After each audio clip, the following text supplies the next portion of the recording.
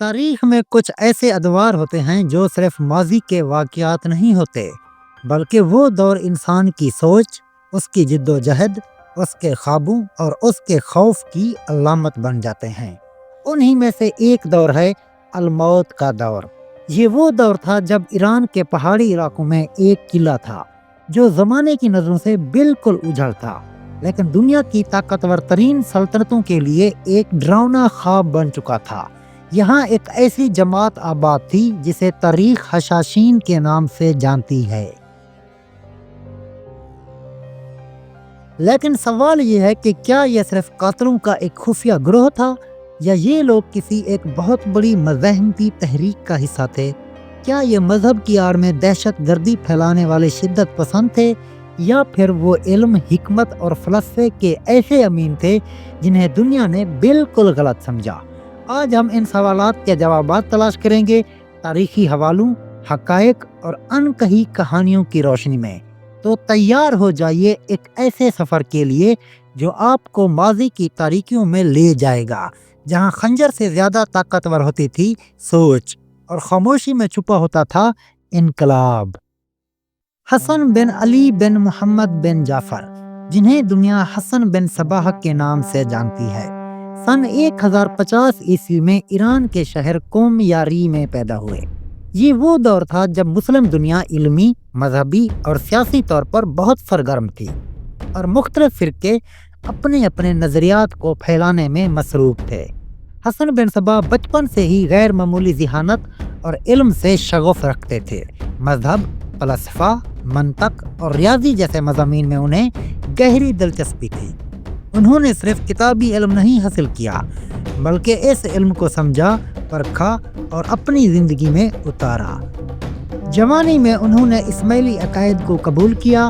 اسماعیلی شیعہ اسلام کا ایک فرقہ ہے جو اس وقت فاطمی خلافت کے زیر اثر تھا، ایک ایسی خلافت جو مصر میں قائم تھی اور خلافت عباسیہ کی حریف سمجھی جاتی تھی۔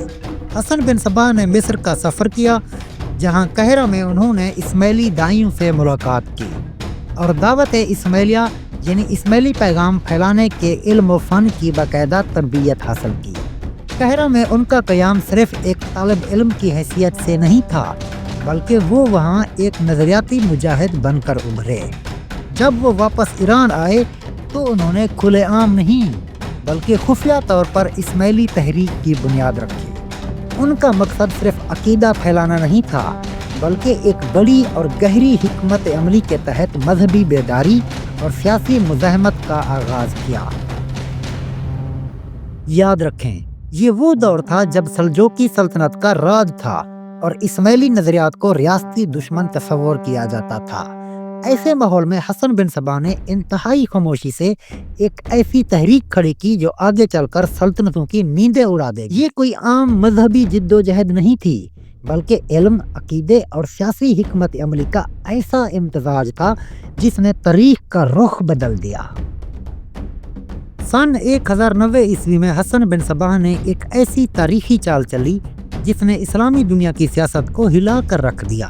انہوں نے ایران کے شمال میں البرز کے پہاڑوں میں واقع قلعہ الموت پر قبضہ کر لیا، ایک ایسا قلعہ جو اپنی اونچائی، سخت راستوں اور قدرتی دفاعی نظام کی وجہ سے ناقابل تسخیر سمجھا جاتا تھا۔ لفظ حشاشین دراصل ان لوگوں کا اصل نام نہیں تھا، یہ لقب یورپی صلیبیوں اور سنی مخالفین نے تنزن دیا تھا، ایک ایسا نام جس کا مطلب لیا گیا نشہ کرنے والے قاتل۔ بعض مورخین نے لکھا کہ یہ لوگ حشیش یعنی ایک نشہ آور جڑی بوٹی استعمال کرتے تھے تاکہ اپنے خوف کے اوپر قابو پا کر جان لیوا مشن پورا کر سکیں، لیکن اسماعیلی روایات اور محققین اس دعوے کو سختی سے رد کرتے ہیں۔ ان کا کہنا ہے کہ یہ الزام دشمنوں کی طرف سے پھیلایا گیا تاکہ اس تحریک کو بدنام کیا جا سکے۔ اصل میں یہ لوگ خود کو فدائی کہتے تھے، ایسے مجاہدین جو اپنے امام یعنی روحانی پیشوا کے حکم کے اوپر جان تک قربان کرنے کو تیار ہوں۔ یہ افراد عام لوگ نہیں تھے، یہ خاص تربیت یافتہ ذہنی اور جسمانی طور پر مضبوط اور مکمل طور پر رازدار ہوتے۔ ان کا مشن ہوتا صرف ایک، ہدف کا خاتمہ، چاہے کچھ بھی ہو جائے۔ ان فدائیوں کی سب سے مشہور کارروائی سن 1092 عیسوی میں ہوئی، جب سلجوقی سلطنت کے طاقتور ترین وزیر اعظم نظام الملک کو قتل کر دیا گیا۔ یہ قتل صرف ایک فرد پر حملہ نہیں تھا بلکہ سلجوقی ریاست اور اس کی طاقت پر براہ راست چوٹ تھی۔ اس واقعے نے ثابت کر دیا کہ حسن بن صباح کی تحریک نہ صرف نظریاتی تھی بلکہ وہ عملی میدان میں بھی اپنے دشمنوں کو للکار سکتی تھی، اور وہ بھی خاموشی سے، بے آواز طریقے سے، لیکن ہدف کے دل پر وار کرنے والے۔ الموت صرف ایک عسکری اڈا نہیں تھا بلکہ ایک علمی مرکز بھی تھا۔ یہاں ایک عظیم و شان لائبریری تھی، ستارہ شناسی، فلسفہ، منطق اور مذاہب عالم پر تحقیق کی جاتی تھی۔ یہاں تعلیم صرف ظاہری اسلام کی نہیں بلکہ باطنی علوم پر بھی دی جاتی تھی۔ قرآن کی تعویلی تفسیر، روحانیت اور معرفت پر زور دیا جاتا۔ یہی وہ چیز تھی جس نے الموت کو عام قلعوں سے بالکل منفرد بنا دیا تھا۔ حسن بن صباح صرف ایک مذہبی یا سیاسی رہنما نہیں تھے، وہ ایک نظام ساز، اصول پرست اور زاہد انسان تھے۔ ان کے لیے ایمان، عدل اور نظم سب سے اوپر تھا۔ روایت ہے کہ جب ان کے بیٹے نے قلعے کے نظم و ضبط کی خلاف ورزی کی تو حسن بن صباح نے اپنے ہی بیٹے کو سزا دلوا دی، یہ پیغام دینے کے لیے کہ قانون سب کے لیے برابر ہے، چاہے وہ عام فدائی ہو یا رہنما کا بیٹا۔ یہ واقعہ نہ صرف ان کی اصول پسندی کو ظاہر کرتا ہے بلکہ یہ بھی بتاتا ہے کہ الموت کا قلعہ صرف طاقت کا مرکز نہیں تھا بلکہ ایک نظریاتی تربیت گاہ بھی تھی۔ فدائی، جنہیں عام طور پر حشاشین کہا گیا، اپنی جان، اپنا وقت اور اپنی زندگی امام کے مشن کے لیے وقف کر دیتے تھے۔ ان کا ہر قدم، ہر منصوبہ مکمل غور و فکر اور حکمت کے اوپر مبنی ہوتا۔ یہ لوگ جسمانی طور پر مضبوط نہیں ہوتے تھے بلکہ ان کی اصل طاقت ذہنی تربیت، صبر، رازداری اور اپنے ہدف پر غیر متزلزل یقین میں ہوتی تھی۔ ان کا یقین تھا کہ اگر مقصد پاک ہو تو جان کا نذرانہ دینا فخر کی بات ہے، نہ کہ خوف کی علامت۔ یہی وجہ ہے کہ حسن بن صباح کی تحریک صرف ایک مسلح گروہ نہیں بلکہ ایک نظریاتی انقلاب بھی تھا۔ سن 1256 کا ایک تباہ کن موڑ آیا جب منگول سردار ہلاکو خان، چنگیز خان کا پوتا، ایران پر یلغار کرتا ہوا الموت کے دروازے تک آن پہنچا۔ منگول فوجیں صفاقی میں بے مثال تھیں۔ ان کا مشن صرف فتح نہیں بلکہ مکمل صفایا ہوتا تھا۔ قلعہ الموت، جو سالوں تک ناقابل تسخیر سمجھا جاتا تھا، ایک طویل محاصرے اور بھاری گولہ باری کے بعد آخر کار گر پڑا۔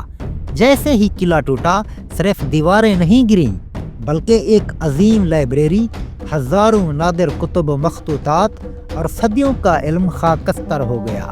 ہزاروں لوگ قتل کیے گئے۔ یہ تاریخ کا ایک ایسا لمحہ تھا جہاں لگا کہ شاید اسماعیلی تحریک کا اختتام ہو گیا ہے۔ لیکن یہ صرف ایک مرکز کا زوال تھا، تحریک کا نہیں۔ حسن بن صباح کا لگایا ہوا یہ پودا جڑیں پکڑ چکا تھا۔ اسماعیلی دعوت نے کھلے میدان سے زیر زمین دنیا میں ہجرت کر لی۔ اب ان کا مشن جاری رہا، خاموشی سے، رازداری سے، لیکن استقامت کے ساتھ۔ ایشیا، افریقہ اور بعد میں یورپ تک اسماعیلی فکر اور فلسفہ آگے بڑھتا رہا، بدلتے وقت کے ساتھ خود کو ڈھالتا رہا۔ تحریک نے یہ سبق دیا، اگر نظریہ سچا ہو تو قلعے مٹ سکتے ہیں لیکن قافلے رکتے نہیں۔ آج بھی حشاشین کا تصور مغربی دنیا کی فلموں، گیمز جیسے اسیسن کریڈ اور کہانیوں میں زندہ ہے، مگر حقیقت اس سے بہت زیادہ مختلف ہے۔ یہ لوگ عام عقیدہ اور مزاحمت کی علامت تھے۔ حسن بن صباح کا پیغام تھا کہ اگر تمہارے پاس تلوار نہیں تو علم کو ہتھیار بناؤ، اگر تمہیں طاقتور دشمن کا سامنا ہے تو حکمت اور فداکاری سے مقابلہ کرو۔ آج کی اسماعیلی کمیونٹی جو تعلیم، صحت اور عمل کے میدان میں دنیا بھر میں مثالی کردار ادا کر رہی ہے، اسی الموت دور کی روحانی وراثت کی امین ہے۔ تو دوستو، الموت کی وادیاں آج شاید ویران ہوں، مگر ان کی گونج آج بھی تاریخ، سیاست اور روحانیت میں سنائی دیتی ہے۔ آپ کا کیا خیال ہے؟ کیا حشاشین واقعی قاتل تھے یا ایک نظریاتی انقلاب کے سپاہی؟ کامنٹس میں اپنی رائے ضرور دیں۔ ویڈیو کو لائک کریں اور چینل صدام پرسپیکٹو کو سبسکرائب کرنا نہ بھولیں۔ اگلی قسط میں ملاقات ہوگی ایک اور نئے پہلو کے ساتھ۔